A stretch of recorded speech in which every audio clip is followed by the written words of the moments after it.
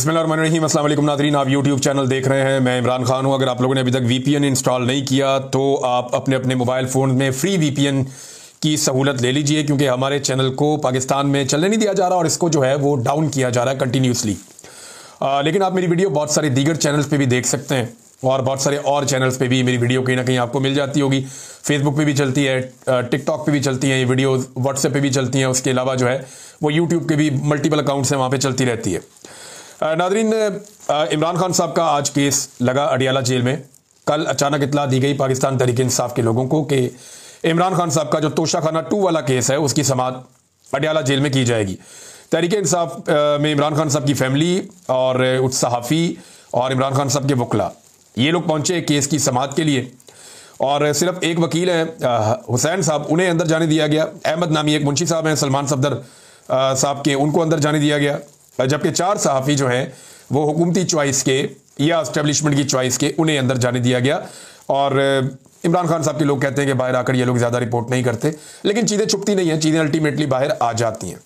अब तक जो चीज़ें बाहर आई वो मैं आपके सामने रख देता हूँ। लेकिन मेन बात यह है कि जब भी कभी ट्रायल होता है तो एक फेयर ट्रायल के लिए ज़रूरी है कि मुलजिम के वकला वहाँ पे मौजूद हो, मुलजिम की फैमिली वहाँ पे मौजूद हो और मीडिया को उस ट्रायल तक रसाई हो ताकि उसे रिपोर्ट किया जा सके और आज़ाद मीडिया को वहाँ पे रसाई होनी चाहिए। ये चीज़ें अडियाला जेल में नहीं होने दी जा रही। इमरान खान साहब ने अडियाला जेल से क्या कहा, ये ट्रायल की कार्रवाई क्या होनी है, वो आप सबको पता है कि इस निज़ाम ने इमरान खान को दीवार के साथ ही लगाना है। जजेस भी कंप्रोमाइज़ हैं, पूरी की पूरी अदलिया कंप्रोमाइज़ है। पाकिस्तान की तकरीबन तमाम इदारों पर इस वक्त पाकिस्तान की एस्टेब्लिशमेंट का कब्जा है और उन इदारों को वो इमरान खान के खिलाफ खुले हाथों इस्तेमाल कर रहे हैं। किसी किस्म की वो इस पहले तो ये होता था ना, चुप छुपा के काम डालते थे, वो नहीं, अब वो खुला के जो है वो कार्रवाई कर रहे हैं। इमरान खान साहब को फेयर ट्रायल नहीं मिल रहा। उनकी बहन ने कुछ बातें बताई हैं बाहर आकर, जो बातें उनकी बहन ने की वो मैं आपके सामने रख देता हूँ। पाकिस्तान तहरीक इंसाफ के साबिक वज़ीर आज़म और बानी चेयरमैन इमरान खान साहब ने कहा कि कासिम और सलमान मेरी औलाद है और बाप की रिहाई के लिए आवाज़ उठाना उनका हक है। अलीमा खान ने अडियाला जेल के बाहर जो बातें उन तक पहुंची इमरान खान साहब के हवाले से, वो उन्होंने मीडिया के साथ शेयर की और उन्होंने अलीमा खान ने एक बार फिर बयानात दोहराकर उन्हें इमरान खान से मंसूब करने का दावा किया और ये खबर इस तरह से छापी गई है। बहरहाल अडियाला के बाहर गुफ्तगू करते हुए अलीमा खान ने कहा कि आज तोशाखाना 2 केस की समाअत अडियाला जेल में थी। हमें गुज़िश्ता रात 12 बजे समाअत की इतला दी गई और आज सिर्फ 2 वकला को अंदर जाने की इजाज़त दी गई। वो मैंने आपको नाम पहले बताए। उन्होंने कहा कि फैमिली वकला और मीडिया को आज अंदर दाखिल नहीं होने दिया गया। हम 4.5 घंटे तक अडियाला जेल के दरवाजे पर इंतजार करते रहे। अलीमा खान के मुताबिक इमरान खान ने कहा कि उन्हें 22 घंटे तक सेल में रखा जा रहा है। उनका अखबार, किताबें और टीवी तक बंद कर दिया गया है। जबकि उन्होंने वकील को बताया कि उन्हें आज एक किताब फराहम की गई है बड़े लंबे अरसे के बाद। अलीमा खान के मुताबिक इमरान खान ने अपने वकील को बताया कि बाहर जाकर सबको बताएं कि उनके साथ गैर इंसानी सलूक किया जा रहा है। मुल्क में कानून या मार्शल लॉ नहीं बल्कि आसिम लॉ, ये इमरान खान साहब ने लफ्ज़ बोला था, लेकिन टीवी चैनल ने इसको खा लिया है। जिन्होंने खबर लगाई उन्होंने ये लफ्ज़ खा लिया है, क्योंकि आसिम मुनीर का नाम पाकिस्तान की मीडिया पे नहीं लिया जा सकता। तो उन्होंने लिखा इस वक्त पाकिस्तान में मार्शल लॉ नहीं है, इस वक्त पाकिस्तान में आसिम लॉ है। यानी आसिम मुनीर साहब जो चाहते हैं वही इस वक्त इस मुल्क में हो रहा है। इसमें कानून और आइन जो है वो नहीं है।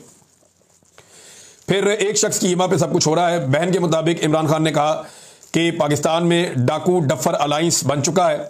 अदलिया की आज़ादी ख़त्म कर दी गई है। अदालती अहकामात की खुली खिलाफ वर्जी हो रही है और पाकिस्तान में इंसाफ का निज़ाम दफन हो चुका है।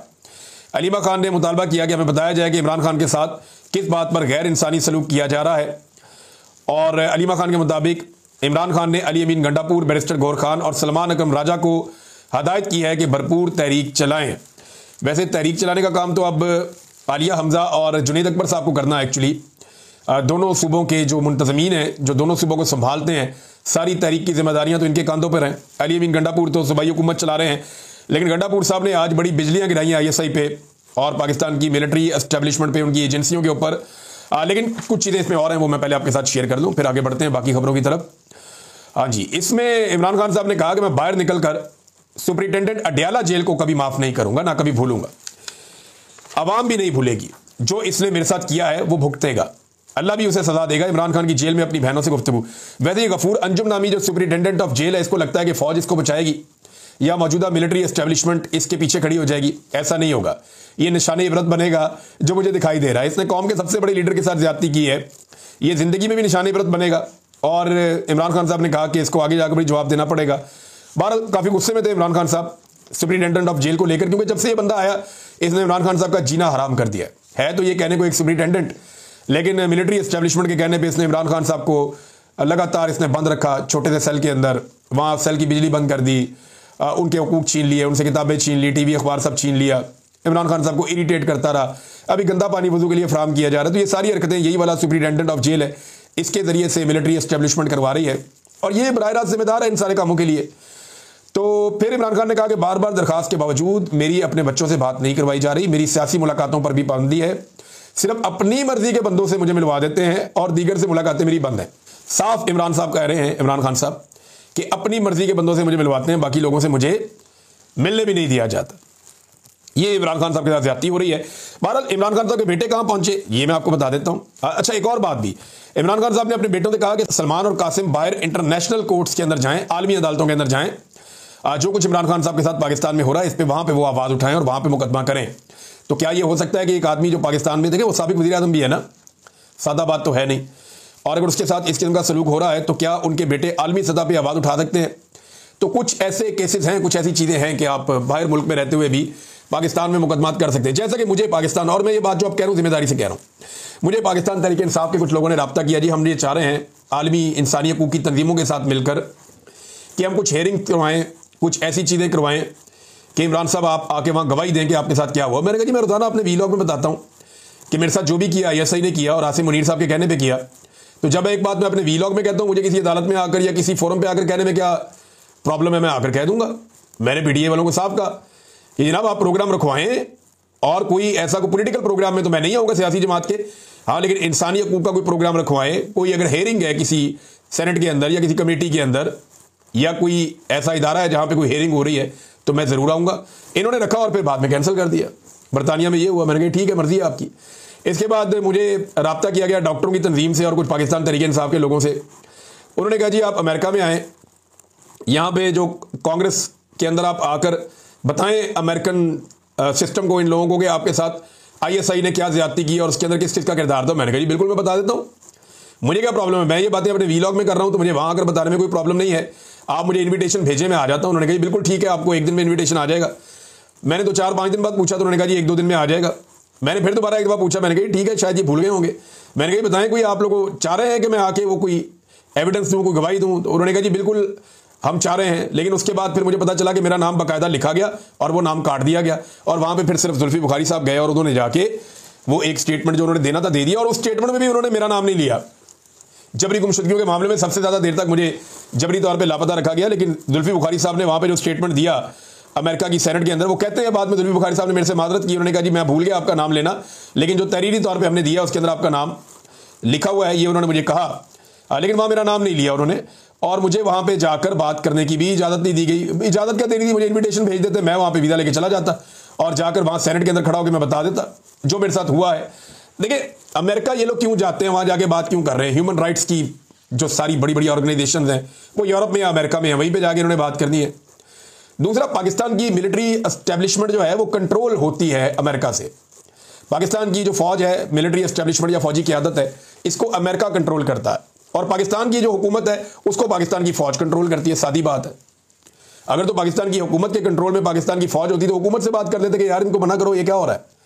लेकिन क्योंकि पाकिस्तान की हुकूमत पाकिस्तान की मिलिट्री एस्टेब्लिशमेंट के कंट्रोल में है और पाकिस्तान की मिलिट्री एस्टेब्लिशमेंट अमेरिका के कंट्रोल में है, लिहाजा सारे जाकर अमेरिका में बताते हैं कि जनाब ये जुल्म और ये ज्यादती हमारे साथ हो रही है, तो ये जुल्म और ज्यादती हमारे साथ बंद करवाई जाए। बहरहाल इमरान खान साहब के बेटे वहां पे तेज तरीन मुलाकातें कर रहे हैं, और ये जबरान इलियास साहब जो पाकिस्तान तहरीक इंसाफ के, उन्होंने एक डाटा शेयर किया है और 8 लोगों के कम से कम नाम लिखे हैं जिन लोगों ने इमरान खान के बेटों से, कासिम से और सलमान से मुलाकात की है। और ये तेज मुलाकातें हैं, यानी वो काफ़ी तेज़ी से एक्टिविटी कर रहे हैं, सबको बता रहे हैं कि उनके वालिद के साथ पाकिस्तान में क्या हो रहा है। तो एक राय तो वो हमवार कर रहे हैं। हुकूमत इससे थोड़ी उलझन में भी है, यानी हुकूमत को इस बात का आइडिया है कि इनका अगर दाव लग गया और ये डोनाल्ड ट्रंप से मिल गए या उनकी फैमिली से इनकी मुलाकात हुई तो चीज़ें हुकूमत के लिए उतनी आसान नहीं रहेंगी, क्योंकि कुछ वादे पाकिस्तान की हुकूमत ने अमेरिका से कर रखे हैं और वो वादे पूरे करना इतना आसान नहीं है। अमेरिका में जाकर कहना तो बड़ा आसान होता है कि हम ये भी कर देंगे, वो भी कर देंगे, वो भी कर देंगे, मादनियात भी मिल जाएगी, इसराइल वाला मामला, फलाने ढमकाने जो भी है। तो अमेरिका में जाके बात करना आसान होता है, लेकिन जब आप पाकिस्तान वापस पहुंचते हैं तो आपको आटे दाल का भाव पता चलता है, आपको आइडिया हो जाता है कि ये आसान काम नहीं है, ये मुश्किल काम है, इतने आराम से ये होगा नहीं। तो लेकिन हुकूमत के पास हमेशा याद रखिएगा, ऑफर करने के लिए बहुत कुछ होता है, अपोजिशन के पास ऑफर करने के लिए कुछ नहीं होता। सवाई इसके कि वो मदद मांग रहे होते हैं कि जी इंसानी हकूक की बुनियादों के ऊपर हमारी मदद की जाए, हमारे साथ जुल्म और ज्यादती बंद करवाई जाए, पाकिस्तान में जमहूरियत होनी चाहिए, आज़ादी सारे राय होना चाहिए। तो वो जो एक इंटरनेशनली कुछ नॉर्म्स हैं उनको लेकर लोग दरखास्त वगैरह कर देते हैं। तो इमरान खान साहब के बेटों की मुलाकात के लिए दरखास्त की गई है कि डोनाल्ड ट्रंप से करवाई जाए या उनकी करीबी लोगों से उनकी मुलाकात हो जाए। बहरहाल डोनाल्ड ट्रंप की पार्टी के लोगों से तो वो लगातार मिल रहे हैं। अब देखना यह है कि उनकी ऑलरेडी वो बहुत लेट है, ये काम उन्हें पहले करना चाहिए था, लेकिन पहले वो नहीं कर रहे थे। अभी जब उन्होंने देखा बिल्कुल ही अंधेरा हो गया और इमरान खान साहब को इंसाफ मिलने की उम्मीदें बिल्कुल ख़त्म हो गई हैं, तो फिर जाकर उन्होंने राब्ते शुरू किए हैं। अब मामला यह है कि एक तो तरीका यह है कि इंटरनेशनल एस्टेब्लिशमेंट जो है वो पाकिस्तानी एस्टेब्लिशमेंट पे दबाव डाले, जिनके इशारों पर पाकिस्तानी एस्टेब्लिशमेंट चलती है, और ये फिर 2 नंबरी बंद कर दें, ज्यादती बंद कर दें और पाकिस्तान की अदालतों को कंट्रोल करना छोड़ दें, तो इमरान खान साहब के केसेस खत्म हो गए, वो बाहर आ सकते हैं। दूसरा यह है कि पाकिस्तान के अंदर कोई बहुत बड़ा अवामी एहतजाज शुरू हो जाए, बड़ा ज़बरदस्त किस्म की अवामी तहरीक खड़ी हो जाए। इमरान खान साहब ने जब गुज़िश्ता रोज़ एक ट्वीट उनका आया और उन्होंने ये कहा कि उन्हें एहतजाज का मोमेंटम बनता हुआ नज़र नहीं आ रहा, तो उसके बाद मैंने देखा कि काफ़ी लोग जोर लगा रहे हैं, अब रैलियाँ वैलियाँ निकली हैं, लोग कोशिश कर रहे हैं। लेकिन सीरियसली मैं आपको बताऊं कि हर सतह पे लोग कोशिश कर रहे हैं, लेकिन अवाम के अंदर वो वाला जोश अभी तक नज़र नहीं आ रहा जो जोश गुज़िश्ता साल अक्टूबर, सितंबर और नवंबर में नज़र आ रहा था। उस वक्त अवाम बहुत ज़्यादा चार्ज हो चुकी थी, अभी वो वाली बात नज़र नहीं। हो सकता है उससे ज़्यादा चार्ज हो जाए, हो सकता है लोग उससे बड़ी तादाद में निकल आएँ, हो सकता है लोग चीज़ें अपने हाथ में ले लें और एस्टेब्लिशमेंट को दीवार के साथ लगा दें। लेकिन जब तक ये होगा नहीं, एस्टेब्लिशमेंट जब तक इस खेल से बाहर नहीं निकलेगी, जब तक मिलिट्री एस्टेब्लिशमेंट इस गंदे खेल से बाहर नहीं निकलेगी, इमरान खान साहब को इंसाफ नहीं मिलना। ये सादी बात है, क्योंकि वो ये समझते हैं कि इमरान खान उनके लिए इस वक्त सबसे बड़ी मुसीबत है। नाज़रीन, एक और चीज़ मैं आपके साथ शेयर करता हूँ। ये अली अमीन गंडापुर साहब हैं और उन्होंने बड़ी ही इंपॉर्टेंट बात की है। पहले आप ये देखें कि गंडापुर साहब ने कहा क्या, पहले आप सुने और फिर मैं आपको बताता हूँ कि इसके पीछे कहानी क्या है और ये कितना संजीदा मामला है। ये आप अली अमीन गंडापुर साहब को सुने कि खैबर पख्तूनख्वा में अमन व अमान के हवाले से गंडापुर साहब ने एक APC बुलाई थी, जिसका अपोजिशन की सारी पार्टियों ने बाइकआउट कर दिया। हालांकि यही पार्टियां अभी गंडापुर के साथ जफ्फियां डाल रहे थे थोड़े दिन पहले सेनेट के इंतखाबात में इक़्तिदार के लिए, लेकिन अभी वो गंडापुर साहब से या उनकी APC से मिलना नहीं चाह रहे। गंडापुर साहब ने इसमें क्या कहा, ये चंद बातें आपको सुनाता हूँ, फिर उसके बाद आपको बताता हूँ कि एक्चुअली हो क्या रहा है। मैंने पहले कमेटी में बात की थी और वो पूरा पाकिस्तान जान गया था कि मेरे रिजर्वेशन है, और मैंने बाकायदा तौर पे इसके ऊपर बात की। मुझे किसी का खौफ नहीं है, मैं किसी के खौफ के बगैर ये बात पहले दिन से कर चुका हूँ और मैं दोबारा रिपीट कर रहा हूँ कि उसके बाद हमने ऑपरेशन किए, हमने उनको इलाकों से खाली करवाया। आपने वो वीडियो देखी, वो वीडियो देखने के बाद दोबारा उन लोगों को लाया गया, दोबारा उन लोगों को जब पकड़ा गया तो हमारी ISI और हमारी MI ने उन लोगों को ऑन किया कि ये लोग हमारे लोग हैं, मेहरबानी करें, हम इनको इस्तेमाल करते हैं किसी भी काम के लिए, और उन्होंने पुलिस से उनको छुड़वाया। अब दोबारा वो लोग फिर ज्यादा हो चुके हैं, तो मेहरबानी करें अपने वर्दी वाले बंदे से अपनी जंग लड़े। गुट तालिबानों के जरिए जो आप उनको ऑन करके जो जंग लड़ने की कोशिश आप कर रहे हैं, उससे आपके दरमियान और अवाम के दरमियान एतमाद खत्म हो रहा है, आपके दरमियान और मेरी पुलिस के दरमियान एतमाद खत्म हो रहा है, आपके दरमियान और मेरी हुकूमत, मेरी एडमिनिस्ट्रेशन के दरमियान एतमाद खत्म हो रहा है। गुट तालिबान आर नॉट एक्सेप्टेड। अगर आपको उनकी जरूरत है तो उनको फौज में भर्ती कर लो, फौजी वर्दी पहना के कश्मीर में लड़ाते हो, किसी और बाहर में लड़ते लड़ा लो। जी नाज़रीन, आपने अली अमीन गंडापुर की बात सुनी। गंडापुर साहब ये कह रहे हैं कि हमने ऑपरेशन किए, हमने इलाके खाली करवाए, हमने कुछ दहशतगर्दों को पकड़ा, जिन्हें गुट तालिबान कहते हैं, ये भी दहशतगर्दी हैं। हमने इन्हें पकड़ा तो ISI वालों ने और मिलिट्री इंटेलिजेंस वालों ने इन दहशतगर्दों को हमसे छुड़वाया और उन्होंने कहा ये हमारे लोग हैं, हम इनसे काम लेते हैं। अजीब बात है, दहशतगर्दों से कोई क्या काम ले सकता है? यानी पाकिस्तान की इंटेलिजेंस एजेंसीज, पाकिस्तान के एक सूबे का जो आईनी सरबराह है, वो ये कह रहा है कि पाकिस्तान की जो इंटेलिजेंस एजेंसीज हैं वो दहशतगर्दों से काम लेती हैं, और जब दहशतगर्दों को पुलिस गिरफ्तार करती है तो ISI और मिलिट्री इंटेलिजेंस ये आकर दहशतगर्दों को छुड़वा लेते हैं, यह कहकर के हमारे बंदे, इन्हें छोड़ दें, इनसे काम लेना है। अब सवाल ये पैदा होता है कि सियासतदानों से काम लेती है मिलिट्री एस्टेब्लिशमेंट, जजों से काम लेती है मिलिट्री एस्टेब्लिशमेंट, सहाफ़ियों से काम लेती है मिलिट्री एस्टेब्लिशमेंट, मौलवियों से काम लेती है मिलिट्री एस्टेब्लिशमेंट, पुलिस से काम कौन लेता है? Military establishment. ब्यूरोक्रेसी को कौन इस्तेमाल करता है? Military establishment. और हत्ता कि अब पता चल रहा है कि तालिबान या दहशतगर्दों से भी काम लेती है मिलिट्री एस्टेब्लिशमेंट। ये क्या काला धंधा है? ये एस्टेब्लिशमेंट है या माफिया है कि हर एक को ये कंट्रोल करते हैं। और मुझे हैरत हो रही है कि एक सूबे का वज़ीर आला कह रहा है कि जनाब ये गुड तालिबान है और ये अच्छे लोग हैं, ISI कहती है, फौज कहती है इन्हें छोड़ दो, इन्हें एजेंसियां छुड़ा कर ले जाती हैं, हम पकड़ पकड़ के थक गए हैं। इससे पहले पुलिस भी बार बार ये एहतजाज कर रही थी। पुलिस बार बार ये कहती थी कि जनाब हम बंदे पकड़ते हैं, एस्टेब्लिशमेंट या एजेंसियां आगे छुड़ा के ले जाती हैं। वो कहती जी हमारे बंदे इनको छोड़ दो। बाद में वही बंदे जराइम करते हैं, कत्लो गारतगिरी करते हैं, दहशतगर्दी करते हैं, भत्ता वसूली करते हैं। तो ये जो APC हुई है ना, इसमें चंद फैसले हुए, वो फैसले मैं आपको बता देता हूं। एक तो उन्होंने कहा जी खैबर पख्तूनख्वा में कोई ऑपरेशन नहीं होगा। इन्होंने कहा जी कि गुड तालिबान की कोई गुंजाइश मौजूद नहीं है, यानी आपकी पसंद का कोई दहशतगर्द होगा तो उसको नहीं छोड़ा जाएगा। तीसरा इन्होंने कहा कि फौज जो है वो सरहदों की हिफाजत करे, अंदरूनी सिक्योरिटी हम खुद संभाल लेंगे। फिर एक और बात इन्होंने की, किसी भी फेडरल फोर्स को सूबे में कार्रवाई की इजाजत नहीं देंगे। मोहसिन नकवी और डार हमारे सूबे के बारे में कुछ नहीं जानते, इसहाक डार वगैरह, किसी भी फेडरल फोर्स को, ये जो अभी FC को एक फेडरल फोर्स बनाया गया है, वो कहते हैं फेडरल फोर्स को, इसके खिलाफ अदालत में भी जा रही है खैबर पख्तूनख्वा की गवर्नमेंट। वो ये कहते हैं एक फेडरल फोर्स को हम अपने सूबे में कार्रवाई नहीं करने देंगे कि वफाक जहां दिल करे जो मर्जी सूबे में अटैक कर दे। लॉ एंड ऑर्डर मेंटेन करना वहां की सूबाई हुकूमत की जिम्मेदारी है। इल्जाम लगा देते हैं सूबाई हुकूमत पे और वहां पे कंट्रोल करना चाहते हैं खुद से। और साथ में ड्रोन हमलों के बारे में भी उन्होंने कहा जी कोई ड्रोन हमले नहीं होंगे खैबर पख्तूनख्वा में। तो ये APC हुई है। मेरे ख्याल में एक कौमी जरगा बुलाया जाना चाहिए, बड़े पैमाने पे सबको इकट्ठा करना चाहिए।